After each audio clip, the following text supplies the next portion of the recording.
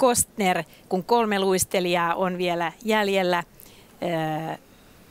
Seuraavana vuoroon tulee sitten pikkiriikkinen, piskuinen Venäjän Julia Lipnitskaja, jolla jo merittejä on, ties kuinka paljon.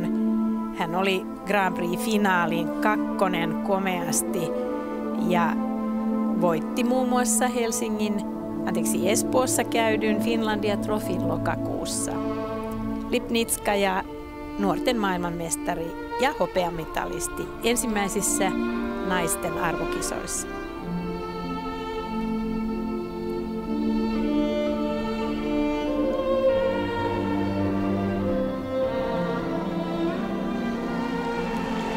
Ja näin aloittaa Julia kolmoisluts kolmoistulppiyhdistelmällä. Häneltä kyllä koko repertuaari löytyy ihan siinä ihan vaikeimmissakin elementeissä. Kaksoisaksen hieman tulee huonosti alas, ei saa siihen yhdistelmään. Ehkä se nähdään sitten sen sijaan jossain toisen hypyn perässä. Niin, tuo oli hänen 3 hypyn yhdistelmän paikkansa, mutta sen voi tehdä myöhemminkin.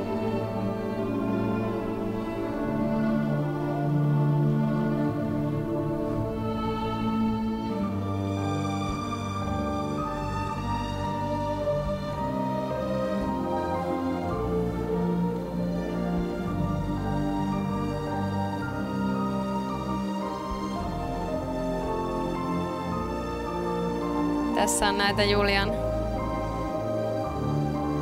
eräitä vahvuuksia, eli juuri nämä keveät askellukset ja niihin helposti näiden erilaisten notkeusasentojen liittäminen, koska häneltä kyllä tuo liikelaajuus löytyy.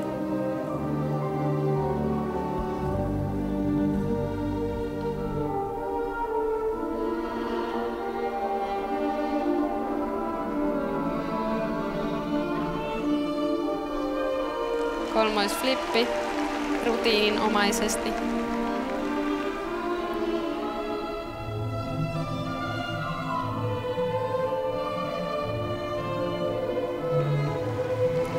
Ja kaksoisaksel kolmoistulppi.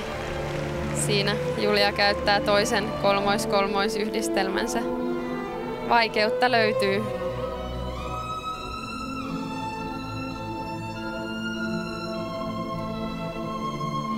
Ja kolmoisritti.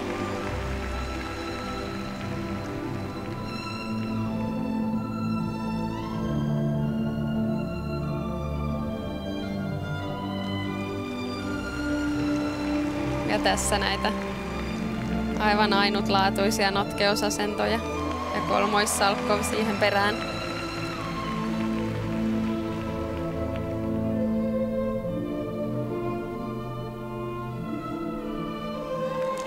Ja kolmoisluts ja sinne Julia sitten saa tämän 3 hypyn yhdistelmän lisättyä.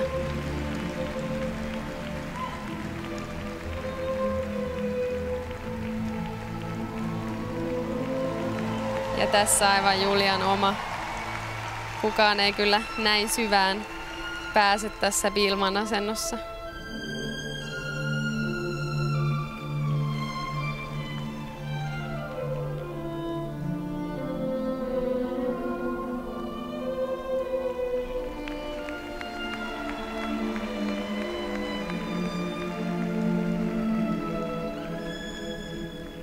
Aikamoisen vastauksen antaa kyllä Julia kilpakumppanilleen.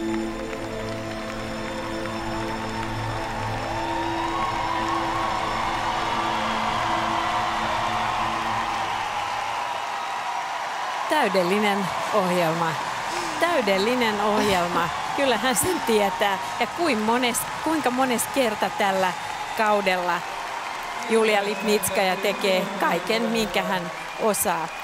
Hän on vielä nuori tyttö ja jos Karolina Kostnerin uraan verrataan, niin kun nostan nämä 2 biograafipaperia rinnakkain, niin toisen kohdalla on arvokisoja läjäpäin ja mitaleja jo tullut ja toisella on ensimmäiset Euroopan mestaruudet juuri nyt tässä päätöskiitoksissa menossa. Yksi asia, joka nousi mieleeni tässä Lipnitskajan upeassa, komeassa luistelussa, että tuo akrobatia, tuo tekninen osaaminen ei liikuta katsojaa. Se ihastuttaa ja ihmetyttää. Mutta mikä liikuttaa taitoluistelussa, se on nimenomaan sen musiikin tulkinta liikkeellä. Ja sitä ei opita heti, vaan se opitaan vasta vuosien saatossa. Ja se pitäisi voida arvioida ehkä vielä selkeämmin tuossa osa-alueessa ja arvottaa eri tavoin. Tämä on vaikea tehtävä saada sellainen arviointi, että tuo kyseinen kokemuksellinen, vaikuttava taiteellinen vaikutelma, se vanha taiteellinen vaikutelma näkyisi jossain. Mutta tämä rotaatiotekniikka on ainutlaatuista. Totta, ja kyllähän Julia on aivan erityislahjakkuus tähän lajiin, että löytyy hypyt aivan uskomattomalla varmuudella. Ja sitten juuri tämä liikelaajuus, myös piruettitekniikka on ihan uskomattoman hyvää. Mutta niin kuin sanoit, niin mielenkiintoista on nähdä, miltä Julia näyttää 5-10 vuoden päästä. Millä tavalla se sitten ikä tuo siihen sen, mikä ehkä tästä vielä puuttuu. Toivottavasti Karoliina Kostnerilta samanlaista syvää tulkintaa, mutta mitä arvelet suhteessa Sotnikovan pisteisiin? Vaikea sanoa. Kyllähän tässä taas vaikeutta oli enemmän. Juuri näin. Ja olihan tämä täydellinen onnistuminen. Että ei virheen virhettä. Ja molemmilla muilla sekä Kostnerilla että Sotnikovalla oli pientä haparointia.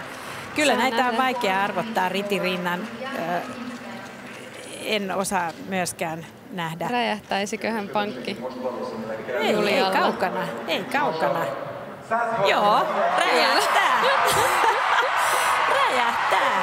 209 pistettä. Aivan käsittämätöntä, mutta tämä johtuu siitä, että pistelasku arviointijärjestelmä on sellainen, että vaikeat hypyt tuovat nuo pisteet ja noiden piruettien tasot ja kaikki tuovat pisteet ilman muuta. Ja nuo osa-alueet eivät riitä nostamaan tässä tapauksessa, kun näin paljon osataan. Nyt hän lähtee jo liian aikaisin pois tuosta Kiss and Cry -kulmauksesta. Huikeat pisteet Julia Lipnitskaja,